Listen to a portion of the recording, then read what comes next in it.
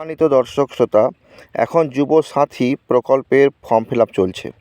ফর্মটা কী করে fill up করতে হবে সেটা দেখিয়ে দিচ্ছি। এখানে ছবি মারবেন আর এই জায়গায় একটা সিগনেচার মারবেন। ছবির উপরে এই জায়গায়, এটাতে দেওয়া নাই ছবিতে সিগনেচার, এইখানে একটা সিগনেচার মারবেন।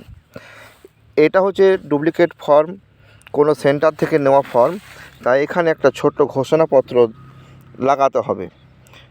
ওটা পাওয়া যাবে ব্লক অফিসেই, যেখানে ফর্মটা জমা করবেন সেখানেই ওই ঘোষণাপত্রটা পাওয়া যাবে, ওটা অ্যাটাচ করবেন প্রথমে। আর যেটা অরিজিনাল ফর্ম পাওয়া যাচ্ছে ব্লকে, অর্থাৎ যে সেন্টারে আপনি জমা করবেন সেখানে অরিজিনাল ফর্মও পাওয়া যায়, এই জন্য পয়সা লাগে না। ওখানে কিন্তু ঘোষণাপত্র লাগবে না। তারপর এই যে প্রথম যে ঘর, রেজিস্ট্রেশন নাম্বার দুয়ারে সরকারের, কিছু লেখার দরকার নেই। আধার নাম্বারটা আপনারা লিখবেন আর নিজের নামটা লিখবেন অ্যাডমিট কার্ড অনুযায়ী। ব্যাংকের সঙ্গে আপনার যে ব্যাংক আছে ব্যাংক অ্যাকাউন্ট, সেখানে যে ফোন নাম্বারটি লিঙ্ক করা আছে ব্যাংকের অ্যাকাউন্টের সাথে, সে নাম্বারটা দেবেন। ইমেল দেওয়ার কোনো দরকার নেই।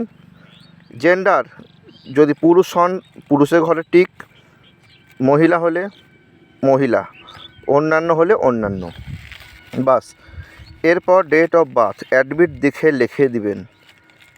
তারপরে আপনারা এজ ক্যালকুলেটারে 1/4/2026 অনুযায়ী যে বয়সটা হচ্ছে সেই বয়সটা লিখবেন। অর্থাৎ এখানে আপনাদের ডেট অফ বার্থ, তারপরে এই 1/4/2026 তারিখ পর্যন্ত আপনার কত বছর বয়স হচ্ছে সেটা লিখবেন। তারপরে বাবার নাম লিখবেন ক্যাপিটাল লেটারে, সবগুলি ক্যাপিটাল বড় হাতের। মায়ের নাম লিখবেন, স্ত্রী থাকলে স্ত্রীর নাম লিখবেন।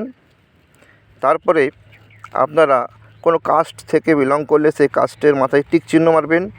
ওবিসি হলে ওবিসি, এসসি হলে এসসি, এসটি হলে এসটি, এবং সার্টিফিকেট নাম্বারটা আপনাকে যথারীতি দিতে হবে। আর জেনারেলরা সাধারণ শ্রেণীভুক্ত, কিছু লিখতে হবে না। তারপরে বিবাহিত হলে লিখবেন, অবিবাহিত হলে লিখবেন, টিক দিবেন, যে যেমন তেমনই লিখবেন। তারপরে বাড়ির নাম্বার আপনারা পেয়ে যাবেন ভোটার লিস্টে।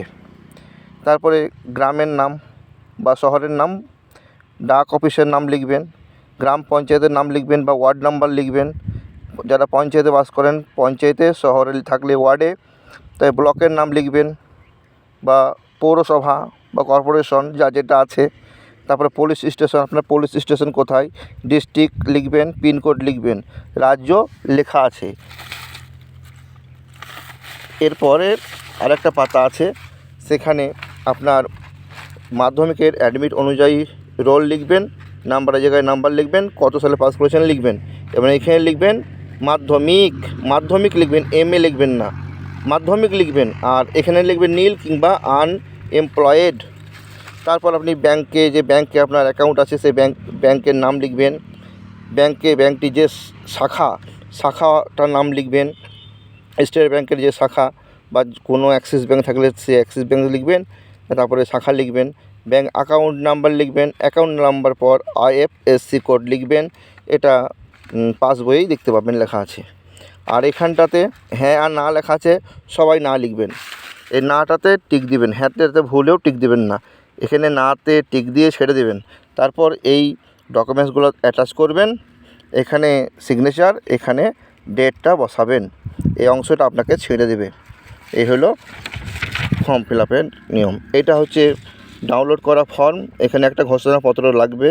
আর অরিজিনাল ফর্ম যেটা সেন্টার থেকে পাওয়া যাবে, যেখানে জমা করবেন সেখানেই পাবেন, সেটা থাকলে আপনাকে কোনো ঘোষণাপত্র লাগবে না।